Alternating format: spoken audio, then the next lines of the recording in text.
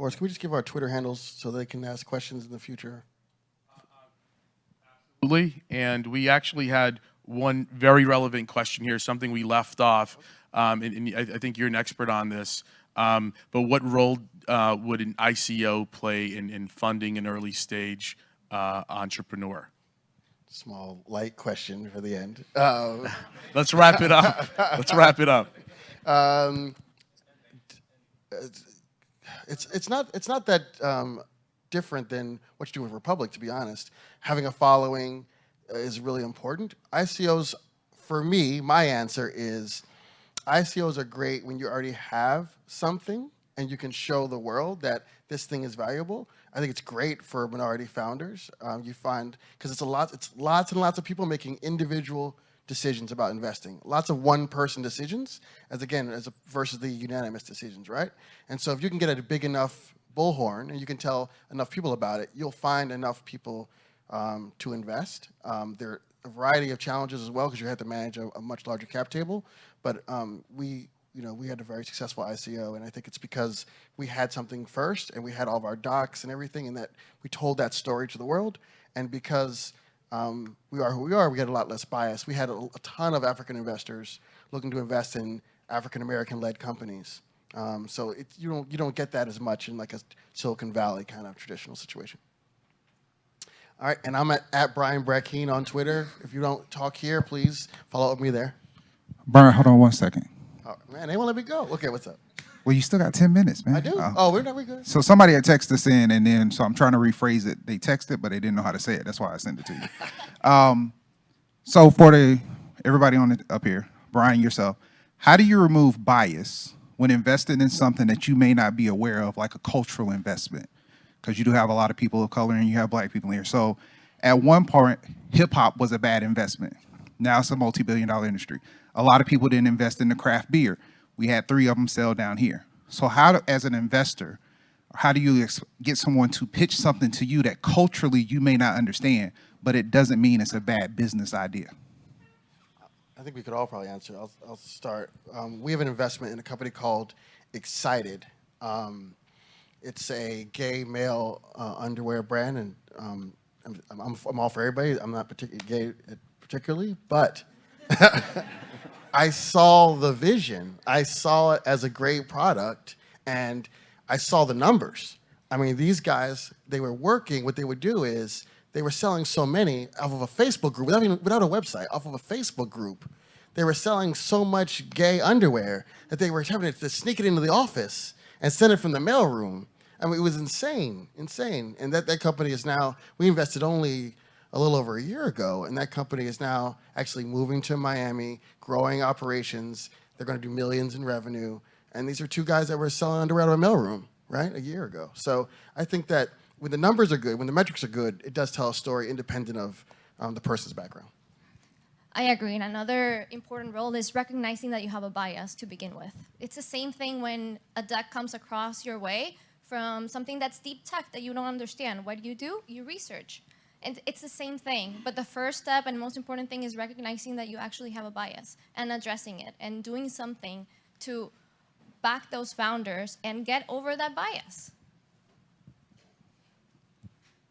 And I think earlier someone had mentioned like you're a product of the 5 to 10 closest people around you, and so first of all you have to kind of recognize and admit that you have a bias, and then do something to change like the people around you. So at our firm we strive to hire diverse decision makers and putting them in places where they can kind of make those decisions, so that we can kind of recognize where our blind spots are, and we can go to people who are more experts in spaces or areas where we don't have that expertise. So from my personal perspective, if there's a company that's coming across my way that I don't understand the product, I go out to somebody who might be more an end user, and I understand like what are the pain points. Does this actually solve it?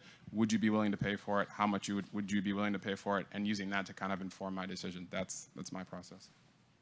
Oh, sorry, yeah, I have a mic. I guess I don't invest in nearly as many companies as you guys, but what I'm seeing in the Valley is that there is this shift towards trying to be more inclusive, and it has not always been that case. If you looked at venture even 10 years ago, it was predominantly 50 to 60-year-old white men who ran all of these firms, but now we're seeing diversity initiatives to hire more women in leadership roles, to hire more minorities. Andreessen, for example, set up a cultural leadership fund, which brings in black entertainers and celebrities to really understand, I guess, the tip of the iceberg and the tip of the spear in terms of what's happening. Because let's be honest, I think black culture influences fashion, it influences sports, it influences music. There's no reason it shouldn't influence tech. And so we're just starting that movement, we're just starting that momentum. But I think look for investors that have that foresight, that are willing to step outside of their comfort zone to really make those changes. If you see a firm that is 100% white male dominated decision makers on the executive committee, probably not the right fit. And I also think that as investors, we have a responsibility to be very vocal about the importance of diversity and inclusion. It's not only doing it, but also spreading the word.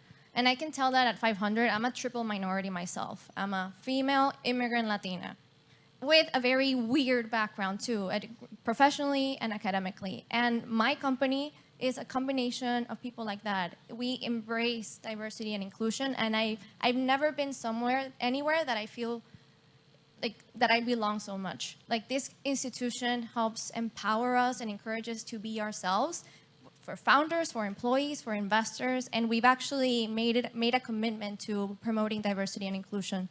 So we do things like the Unity and Inclusion Summit, where we train and we share best practices and teach both investors and founders on how to be more inclusive. But you have to be proactive as an investor. Even if you don't have the time, you have to find the time to, because it's something that matters. I would say our four panelists really hit the nails on the head between objectively strong metrics, recognizing bias, and using strategic knowledge where that is. It's that I think is the secret recipe, the secret sauce to getting over these cultural biases and investing in objectively the best companies. I could actually reference a particular action that we're doing as a group. We're actually looking at can't say who it is yet because the deal is still ongoing, but we plan on actually investing in a diversity recruiting pipeline that is actively working with Fortune 500 companies that we know of today to, in a very targeted way, find the best minority talent and help them in their integration into many of these Fortune 500 companies. So it's one that, again, if we talk on this idea of cultural and social missions behind companies, that should never be a reason why you don't invest in a company.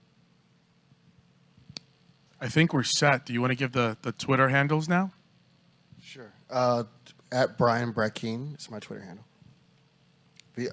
Brackeen. Mine is at FinTechFem. It's FinTech and then FEMME. Mine is at Tunde Kelani _ so TUNDEKELANI _. Instead of giving my Twitter, I'll give everyone my email, because I think the founder struggle is universal. It's nan@sleeper.app. It's not your network, it's our network. And so don't hesitate to reach out if anybody has any questions or wants intros for people on my LinkedIn. That's why he's a pastor. I'll say this, my email as well. I'm on a social media hiatus. Dan at miamiangels.vc. And if I could throw my email in there too, Tunde@republic.co. If you're a founder who's looking to raise or know somebody in your community who could leverage a platform like this, please reach out. I'm here to be an advocate. All right, we'll just go around. So Brian at lightship.capital. But also, if applying for funding, go to lightship.capital, hit the apply button. We take applications from anywhere because of bias. We want to make sure that we see everything. And so you can apply for funding there. We're usually first investors. We invest $125,000 in the first round, but save $600,000 for investing in future rounds. Also, I'll plug, we do founder education. You go to newme.in, NEWME.in. We just recently raised $1.2 million so that we can provide that for free for 100 founders in 2020. All right, can we give a round of applause to our panelists, Brian Brackeen, Nan Wang, Tunde Kelani, Annabella Rojas, and Dan Herrera. Round of applause, guys.